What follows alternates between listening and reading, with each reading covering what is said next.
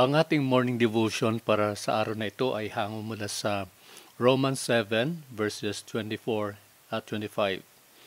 And it reads, "Wretched man that I am, who will set me free from the body of this death? Thanks be to God through Jesus Christ our Lord. So then, on the one hand, I myself with my mind am serving the law of God, but on the other hand, with the flesh, the law of sin." May the Lord bless the reading of His Word. Makikita natin sa mga binasa nating talata na si Pablo at the time na siya ay sumulat nito doon sa mga taga-Roma, pinakita niya yung kanyang kalalagyan na kung saan ay tunay nga na kung sa kanyang sarili lamang ay talagang siya ay kahit anong gawin niya, likas na makasalanan.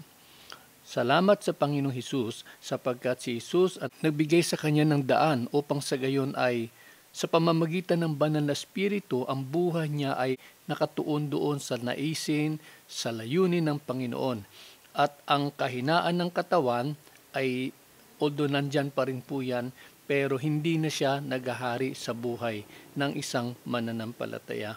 Kaya ito ay isang paalaala sa atin na manatili tayong nakatuon sa Panginoon Hesus, manatili tayong nakatuon sa Kanyang salita at hayaan natin ang banal na Espiritu ang siyang gagabay sa atin, magbibigay sa atin ng kalakasan upang sa gayon ay ang ating buhay ay maging ayon sa kalooban ng ating Panginoon.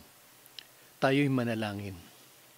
Dakilang Diyos, maraming salamat po sa inyong paalaala sa amin na kahit na po anong gawin po namin, ang aming katawang lupa ay likas pong makasalanan. Subalit kami po nagpapasalamat, Panginoon, sa iyong bugtong na anak na si Jesus. Sa kanyang buhay na inilaan niya sa krus ng Kalbaryo, Panginoon, nagkaroon po kami ng kaligtasan. Sa pamamagitan po ng banal na Espiritu, kami po ay makakalakad ayon po sa inyong kalooban. Lord, patuloy lamang kami umaasa ng iyong pagkilos sa aming buhay.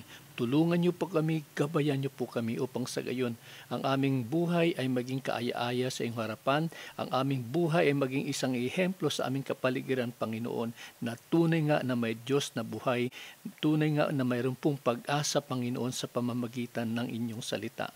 Patuloy lamang po namin kayong pinupuri, pinapasalamatan sa pangalan ni Jesus. Amen at amen.